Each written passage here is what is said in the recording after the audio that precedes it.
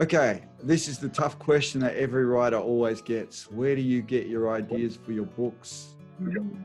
Who's going to go first? Lorraine, where do you get your ideas for your books? Well, I sort of touched on it before insofar as that the original story when I was a teenager was a very simple teenager's love story, but then it became a vehicle for exploring lots of different ideas and experiences that I was going through, I heard others were going through, and but basically at the core of it, it's still a love story.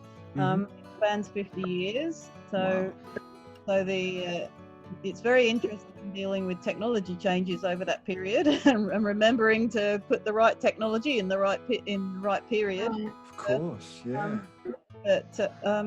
So it's definitely at its stage a good old-fashioned love story. Yep, great. Anita, you said before that you go looking for your take on a subject. Where do you get your ideas? When do you know you have a fresh take on something? Well, I did 6 books on Australian sportswomen in 2000 for the Olympics. Right. And I wanted originally to do a glossy coffee table book, having them all together. So, interviewing 10 athletes in each, so I would have 60 in a coffee table book. I couldn't get it published. I identified that as a gap in the market. There were a lot of books then on sportsmen, but not sportswomen. Yeah.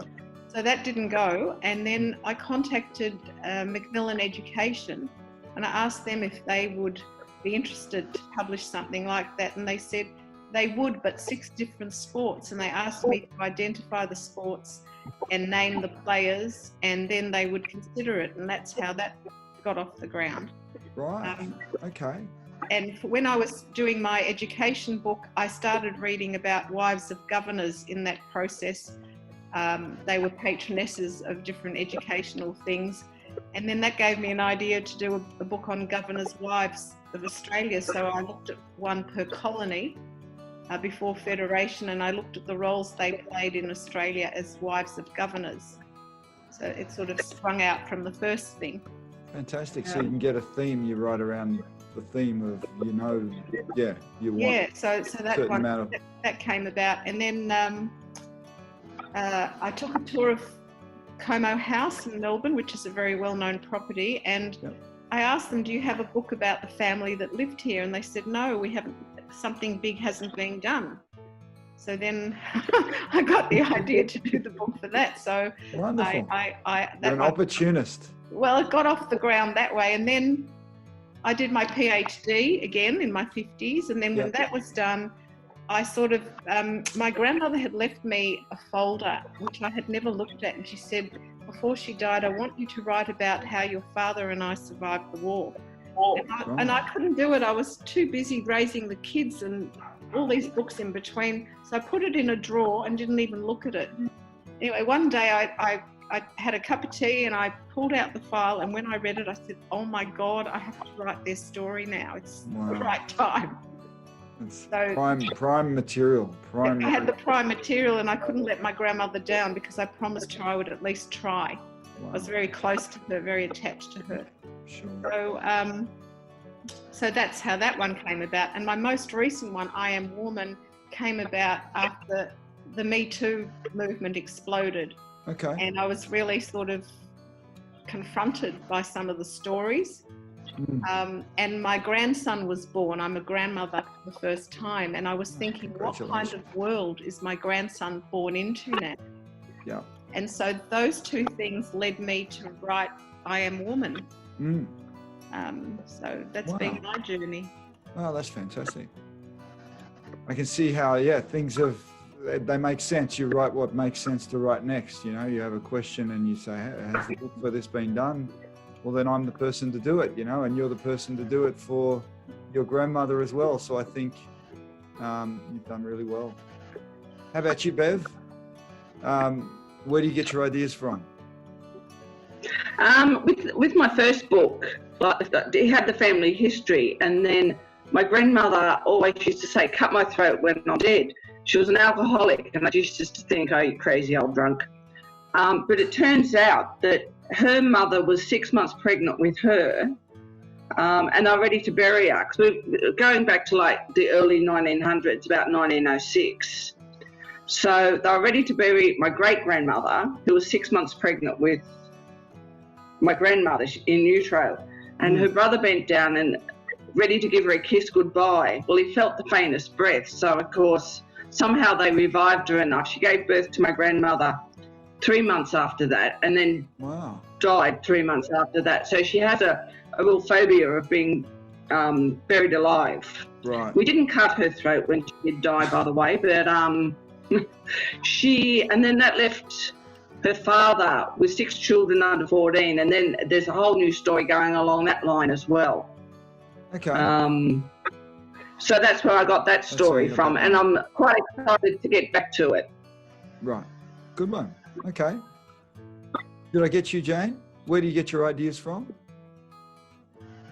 The ideas for my Crime Tree series, which is Emigree and Niche, really came from my great interest in post-World War II Australia and what I had learned at university about strong generations and migration. And I thought it would be interesting to look at the whole concept of loss being a universal emotion, and a lot of people who came there from Europe as new immigrants really didn't always have a good time when they arrived here and everything. And I just thought it'd be interesting. I mean, I knew quite a few people whose parents had come here and made a big, worked very hard and everything, but I didn't really think about what they had left behind and what they really had to face when they faced a new country that was still learning really how to deal with things. I mean, we were in the midst of, like I said, stolen generation. We were talking about a white Australian policy, which then turned more of a take on reconciliation that was really dealing with now. But I just thought I would look at the whole idea of loss in terms of women in particular, their loss. But in terms of my general writing, I like to watch and listen to people. I've studied psychology and sociology at university. I guess that may have helped a bit, but I also believe that people are very unpredictable. I do things like follow a lot of authors on their podcasts and go to author talks. I've got another one coming up very soon, a lot of writer festivals, all that sort of thing. And for my own writing, I like to visit, if I can, the places where I'm talking about. Like for that Crime Tree series, I actually was taken in by an Aboriginal elder down in New South Wales, and he showed me a lot of different I realised I couldn't take the voice of an Aboriginal person, and I'm glad I didn't do that now. But I don't think I could look at Australia without including that element in it. Yep. But I like to do kind of I guess you'd call it a method writing approach, where I like to visit the place, talk to the people, go to the historical societies, take notes, videos, photos and everything, and put it all together, and hopefully I get the whole tone of the place. And then I go and switch the names of the towns so nobody is incriminated. Sure. Good one. Smart. All right, I have a question for you guys, which I'm really interested to hear the answers to, because I've had some negatives and some positives on this one. And the question is, do you hear from your readers, and what kinds of things do they say? And and if you allow me, I'll just share a quick story and why I'm so fascinated by this, because I hear from a lot of my readers online, and I love it. They say wonderful things about my books.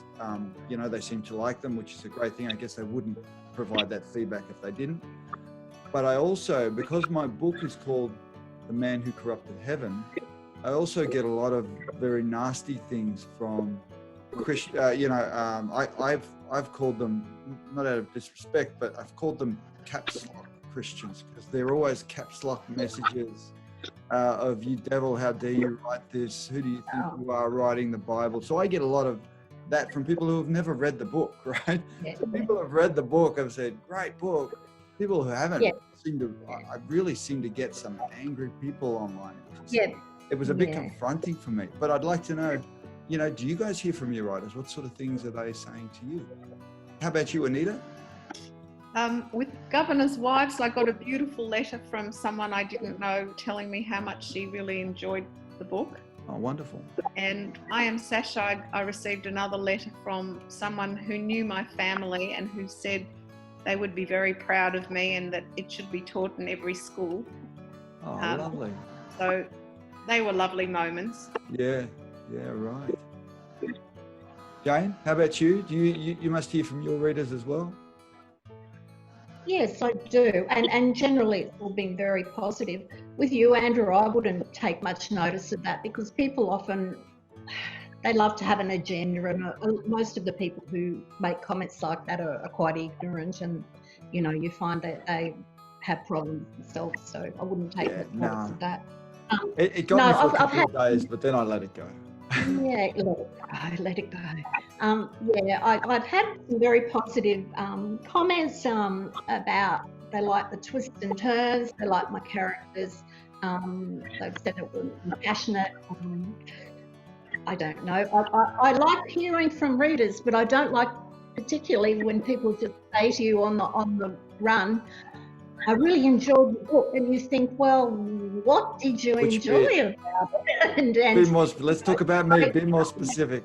Yeah, I don't even mind if people say, maybe you could have developed something a little more, because I would take that forward and try and add it into my future works.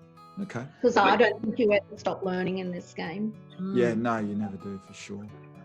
Lorraine, you hear from your readers? Yes. Well, I don't have that many, but the few I have, I've been lucky to have some positive reviews. I had one 1-star review when reading book 1 of 7, and was very disappointed that it didn't get to the conclusion at the end of book 1. So I thought, well, what about book 1 of 7? Don't you understand? Yeah. But a lot of people are surprised at the content, and I think maybe because genres are so hard to fit into, and especially now when with online sales, everything is about categorization rather than true meaning of a genre. So some people look at contemporary fiction or women's fiction, and they're looking for something fluffy and light, and some people said that not quite what I expected, but other people have been the reverse. They're saying that there was much more depth to it than. Yeah. There was. I said this once, it can take you, Lorraine, 5 years to write a book, or any of us 5 years to write a book. And one person who is not in the target market, 3 seconds to type 1 star and a nasty comment. Yeah. I don't always get to see. That's right. So I don't think you can, none of us So can unfair. But it's so subjective, isn't it? It's all subjective. Yes. Absolutely. Yes. Very subjective. What about you, Bev? Do you hear from your readers? I'll get back to you in September when my book's published. Okay, good. Well, I hope you get good ones. Thank you very much.